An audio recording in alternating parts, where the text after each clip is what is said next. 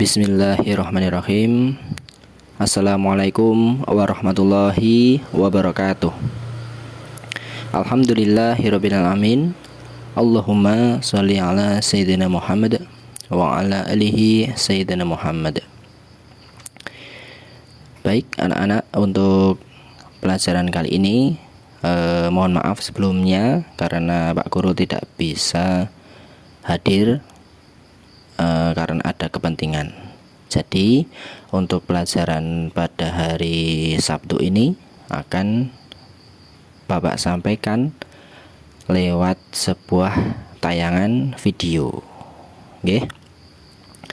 Nah, bismillah, langsung saja. Untuk materi pada hari ini adalah pelajaran 9, yaitu ayo berinfak dan bersedekah. Mungkin anak-anak sudah sering mendengar ya tentang kata infak, kemudian kata sedekah, atau barangkali banyak dari kalian yang sudah beramal yang disebut infak atau sedekah itu. Tapi apakah kalian sudah paham benar tentang infak dan sedekah menurut Islam? Nah, dalam pelajaran kali ini kita akan cari tahu tentang infak dan sedekah yang sebenarnya menurut Islam. Pelajaran ini akan kita mulai dengan sebuah firman ya. Jadi Allah berfirman dalam Quran surat Al-Baqarah, Quran surat kedua, ayatnya yaitu 261, yang artinya perumpamaan nafkah yang dikeluarkan oleh orang-orang yang menafkahkan hartanya di jalan Allah adalah serupa dengan sebutir benih yang menumbuhkan 7 bulir. Pada tiap-tiap bulir 100 biji. Allah melipat gandakan ganjaran atau pahala bagi siapa yang Dia kehendaki, dan Allah maha luas karunia-Nya lagi maha mengetahui. Maksudnya menafkahkan adalah dengan memberikan kepada orang yang layak. Bisa berarti juga kita berinfak atau bersedekah. Coba kita renungkan bersama-sama tentang satu firman Allah ini. Bisa dibayangkan kalau kita bersedekah itu misalnya dengan uang 100, itu ibarat kita menanam sebuah benih yang ketika sudah kita lakukan akan oleh Allah tumbuhkan menjadi 7 bulir. 7 bulir itu seperti 7 batang, kalau dalam pohon seperti 7 batang. Nah, masing-masing batang itu berisi 100 biji. Nah, dengan kata lain, kalau kita berinfak uang 100 rupiah, oleh Allah akan dilipat gandakan pahalanya menjadi 700 kali lipat. Nah, coba 100 kali 700 berapa itu? 70.000, betul. Nah, berarti luar biasa sekali, luar biasa banyak pahala yang Allah berikan kepada orang-orang yang bersedekah. 1 butir menjadi 700 butir, 100 rupiah menjadi 70.000. Nah, kita lanjutkan. Anak-anak, pernahkah kalian berinfak atau bersedekah? Tentunya pernah. Setiap Jumat di sekolah kita sudah kita laksanakan ya program infak. Mungkin di tempat lain anak-anak juga sudah ada yang bersedekah, misalnya di masjid atau pas ada kegiatan TPA, TPQ, atau pas ada kegiatan bakti sosial, misalnya memberikan bantuan kepada orang-orang yang layak menerimanya, seperti para du'afa, orang-orang yang kurang mampu dan lain sebagainya. Nah, materi nanti akan kita bagi menjadi 2, yaitu yang pertama infak, yang kedua nanti yaitu sedekah atau bisa juga disebut sodakoh. Nah, yang pertama yaitu yang A, infak. Bagian infak nanti akan kita bagi menjadi 3 sub materi. Yang pertama yaitu apa itu infak. Yang kedua, siapa yang memerintahkan infak atau berinfak. Dan yang ketiga yaitu bagaimana hukum infak. Nah, untuk menjawab pertanyaan itu kita harus mempelajari lebih lanjut terkait infak. Oke, pengertian infak. Nah, untuk menjawab pertanyaan yang pertama tadi, kita pelajari tentang pengertian infak. Infak berasal dari bahasa Arab, yaitu dari kata nafaqo. Tulisannya K, tetapi itu ki berarti dibaca ko. Nafaqo yang berarti keluar. Maksudnya bagaimana? Maksudnya adalah mengeluarkan atau menyerahkan suatu harta benda sesuai dengan kemampuannya. Nah, infak ini bisa berupa uang ataupun benda. Selama yang kita tahu, infak itu biasa dikeluarkan dalam bentuk uang, ya. Ketika kita mengeluarkan atau menyerahkan suatu harta benda, misalnya uang, kepada orang lain, itu berarti kita telah berbagi dari apa yang kita miliki kepada orang lain. Nah, seperti itu kira-kira mulia tidak?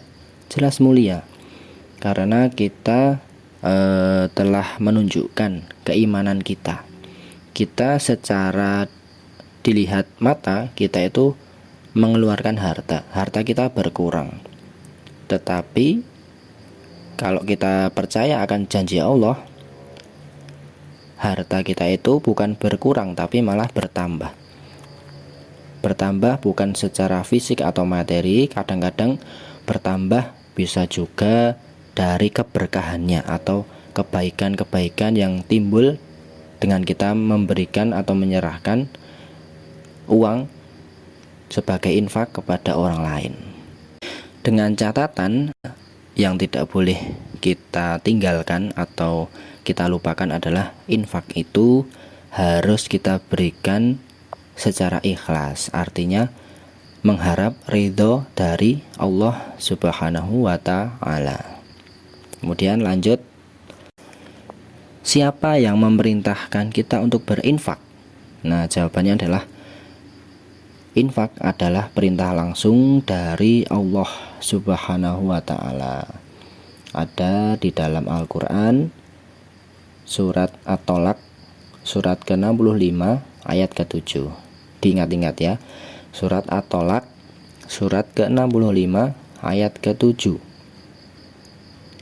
Di situ ada artinya, hendaklah orang-orang yang mampu memberi nafkah menurut kemampuannya, dan orang-orang yang disempitkan rezekinya hendaklah memberi nafkah dari harta yang diberikan Allah kepadanya. Allah tidak memikulkan beban kepada seseorang, melainkan sekadar apa yang Allah berikan kepadanya. Allah kelak akan memberikan kelapangan sesudah kesempitan. Nah, itu ada janji Allah bahwa Allah akan memberikan kelapangan. Kelapangan itu maksudnya kemudahan sesudah kesempitan. Kesempitan itu maksudnya adalah kesusahan. Kita harus yakin setelah kesusahan pasti ada kemudahan. Nah, dari ayat itu kita dianjurkan Allah untuk saling berbagi, yaitu berbagi misalnya dengan infak berupa uang ataupun benda.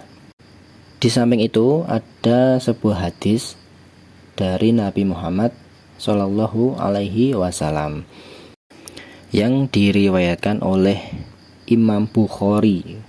Diingat-ingat, hadis riwayat Imam Bukhari atau Bukhari saja, yang artinya bahwa Nabi Muhammad bersabda, berinfaklah, niscaya Allah akan menafkahimu. Nah, dari sabda Nabi itu, kalau kita berinfak, kita insya Allah akan mendapatkan ganti dari Allah yang lebih baik, lebih berkah dan lebih bermanfaat insya Allah.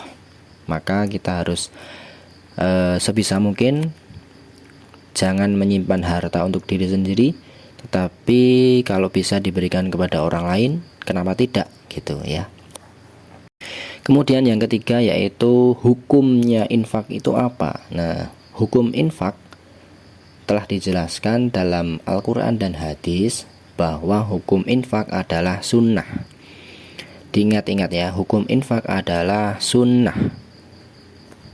Apa itu sunnah? Masih ingat apa yang dimaksud dengan sunnah? Sunnah yaitu kalau kita mengerjakan akan mendapatkan pahala, tetapi kalau kita tidak mengerjakan tidak apa-apa, tetapi rugi. Nah, kalau dikerjakan dapat pahala, kalau ditinggalkan rugi. Maka pilih yang mana? Pilih kerjakan dapat pahala atau ditinggalkan tetapi rugi. Bisa menentukan sendiri pilihannya ya. Oke, lanjut yang B yaitu sedekah.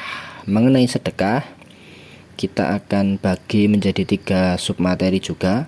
Yang pertama, apa itu sedekah? Yang kedua, apa hukum sedekah?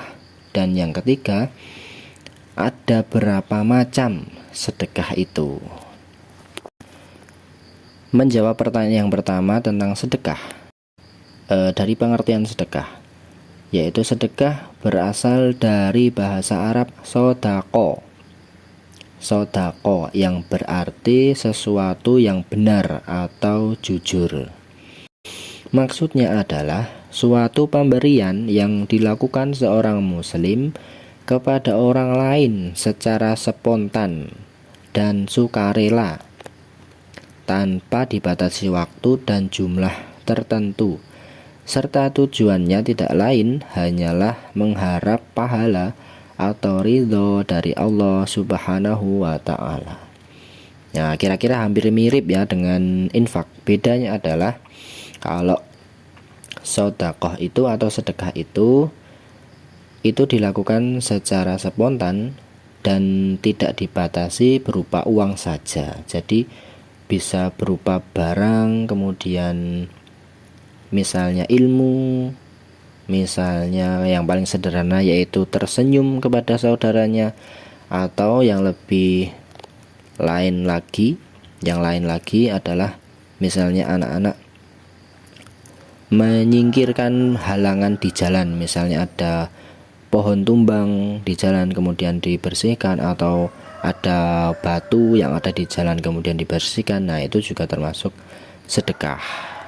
Nah, selain itu ada sedekah yang tidak kalah bernilai, yaitu misalnya ketika anak-anak mendengar nama Nabi Muhammad disebut dan kemudian anak-anak bersolawat kepada beliau dengan mengucapkan Shallallahu alaihi wasallam, itu adalah salah satu sedekah juga. Maka dibiasakan kalau mendengar nama Nabi Muhammad disebut, kita harus bersedekah kepada beliau dengan cara bersolawat. Nah, itu juga termasuk penting untuk kita lakukan. Lanjut, kemudian hukum sedekah. Hukum sedekah itu sama dengan hukumnya infak, yaitu sunnah. Kalau melakukan dapat pahala, kalau ditinggalkan rugi. Jadi tidak ada alasan selama hidup kita ini untuk tidak bersedekah. Karena apa? Karena banyak sekali macamnya sedekah itu. Misalnya kalian mengajarkan ilmu kepada adik kalian yang belum bisa membaca, kalian bimbing, kemudian kalian ajarkan sampai adik kalian bisa membaca. Ya, itu pahalanya banyak sekali, itu juga bernilai sedekah kepada kalian. Kalian bertemu teman, kalian bertemu orang tua, kalian bertemu guru, kalian tersenyum. Nah, itu juga termasuk sedekah, bukan cemberut kemudian malah malah memalingkan muka, malah buang muka atau cuek. Nah, itu malah lebih parah lagi ya. Nah, sebaiknya kalau kita ketemu sama orang lain, ketemu guru apalagi, kita tersenyum biar dapat nilai atau nilai pahala ya, pahala sedekah. Nah, hal yang perlu diperhatikan ketika kita bersedekah itu adalah caranya, cara melakukan sedekah. Maksudnya bagaimana? Maksudnya ketika kita bersedekah itu dilakukan dengan cara yang baik, dengan ikhlas, dengan yang penting adalah tidak menyakiti perasaan si penerima. Misalnya anak-anak memberikan makanan, misalnya sebungkus nasi kepada orang yang kelaparan. Nah, itu diberikan dengan baik, dengan tersenyum, dengan berkata yang sopan. Nah, terus kalau sudah selesai memberikan, tidak mengungkit-ungkit orang itu bagaimana responnya, terus sikapnya baik atau buruk, tidak peduli. Yang penting kalian memberikan dengan baik, dengan ikhlas, dan mengharapkan ridho dari Allah. Lanjut, yang ketiga yaitu macam-macam sedekah. Sedekah secara umum dibagi menjadi dua, yaitu sedekah yang mendapat pahala seketika dan tidak pada waktu setelahnya. Kemudian yang kedua, sedekah yang mendapat pahala terus-menerus dan tidak pernah putus, atau sering disebut dengan sedekah jariah. Kira-kira maksudnya bagaimana? Yang pertama, yang sebelah kiri, sedekah yang mendapat pahala seketika dan tidak pada waktu setelahnya, itu maksudnya adalah kalian contohnya kalian memberikan makanan atau minuman kepada orang yang kalian anggap layak mendapatkannya. Setelah barang itu habis dimanfaatkan, tidak ada lagi pahalanya. Jadi pahalanya hanya pas ketika kalian memberikan itu. Kemudian yang sebelah kanan, yang sedekah jariah, itu misalnya kalian memberikan barang atau jasa yang itu manfaatnya tahan lama. Jadi selama barang tersebut dimanfaatkan oleh orang tersebut, itu pahalanya akan tetap mengalir kepada kalian. Nah, dalam hal ini ada sebuah hadis dari Nabi Muhammad SAW. Kemudian yang jenis kedua, sedekah yang mendapat pahala terus-menerus dan tidak pernah putus, atau sedekah jariah. Contohnya adalah misalnya ketika kalian punya lahan atau tanah yang luas misalnya. Nah, syukur-syukur nanti kalau kalian sudah sukses punya lahan yang banyak, nah kalian sedekahkan untuk pembangunan masjid. Nah, gitu, selama masjid itu masih digunakan untuk sholat, untuk mengaji, untuk kegiatan keagamaan, TPQ dan lain sebagainya, pahalanya akan tetap mengalir kepada kalian yang memberikan lahan itu untuk pembangunan masjid. Walaupun mohon maaf kalian misalnya sudah meninggal, pahalanya itu akan tetap mengalir kepada kalian. Nah, luar biasa sekali kan? Itu manfaatnya pahala jariah, dan bedanya dengan sedekah yang hanya ketika mendapatkan pahala di awal tadi. Dalam hal ini ada sebuah hadis dari Nabi Muhammad SAW yang artinya, apabila seseorang telah meninggal, maka terputuslah semua amalnya kecuali 3 perkara. Yang pertama, sedekah jariah. Yang kedua, ilmu yang bermanfaat. Dan yang ketiga yaitu anak soleh yang selalu mendoakan kedua orang tuanya. Hadis ini diriwayatkan oleh Imam Muslim. Nah, dari pembahasan tadi ada banyak sekali ya cara untuk mendapatkan pahala, mulai dari infak, sedekah. Sedekah pun ada beberapa macam, ada yang mendapat pahala pas kalian memberikan, ada yang mendapatkan pahala setelah kalian selesai memberikan, pahalanya tetap mengalir kepada kalian. Dan ketika kita bersedekah itu kita harus berhati-hati ya. Maksudnya jangan sampai pahala yang kita berikan itu malah justru berguguran.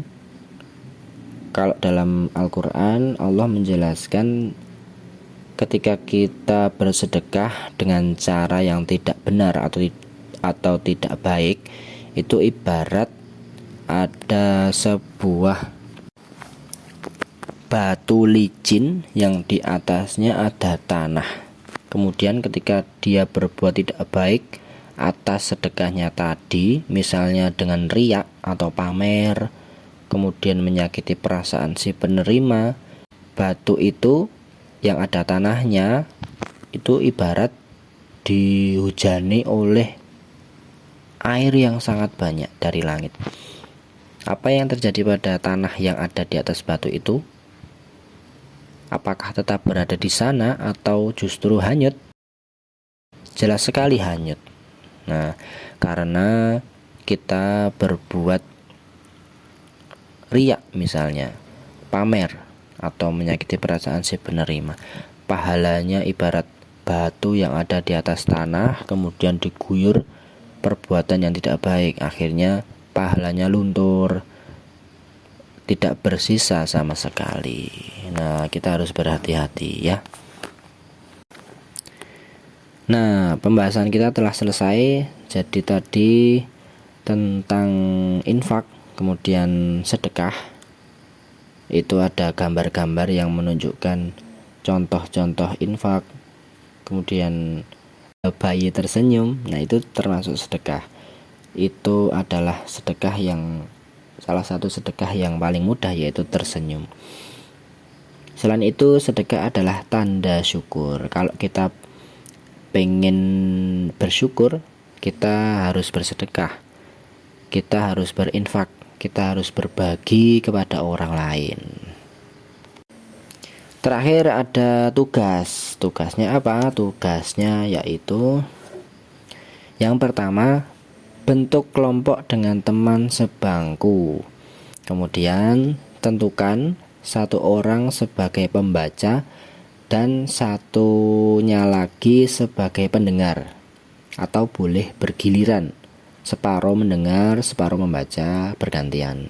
Apa yang dibaca? Yang dibaca yaitu sebuah kisah di LKSPAI halaman 39-40.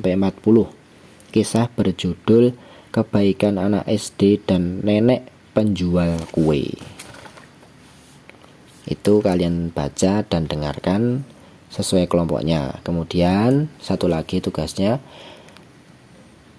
siswa dengan absen ganjil merangkum. Yang pertama, perbedaan infak dan sedekah. Yang kedua, manfaat infak dan sedekah. Ini ditulis 5 saja ya. Untuk siswa yang absen genap, tugasnya meringkas.